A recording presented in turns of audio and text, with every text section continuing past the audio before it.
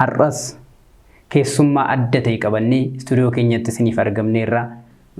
Baranan dhaladhee sana keessa hiriyoota kiyya faana hiriyoota koo faana bakka baay'ee miilaan haga sa'aatii 4 haga sa'aatii 5 haga sa'aatii 6 deemaa turre tajaajilaaf jechaadha. Gaafa jireenya manoksummaa kanatti dhuftanii akkamittiin dhuftan akkamittiin murtee kana murteessitan seenaa ta'e seenaa abboota jireenya kana jiraatanii dhageessaniitu moo kitaaba ta'e dubbistaniitu moo qormaan hin dhabamu qormaan immoo jira qormaan hin jiraanne taanaan amantaan keenyaatu hin beekamu jechaadha. Gidduutti too daandii deemaa jirru daandii gidduutti hattuun nutti dhufee jira. Soomni kiristaanotaaf maali? Kiristaanonni akkamitti soomuu qabu? Yeroo biraa fi yeroo soomaa adda moo?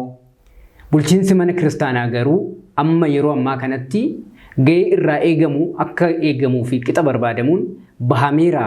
Yoo hin bahamne ta'e akkamittiin sirreessuu dandeenya hoo? Keessattuu abbootiin hayyoonni maal jedhu wanta saditu danqaa nutti fidee jedhanii kaa'anii jiru.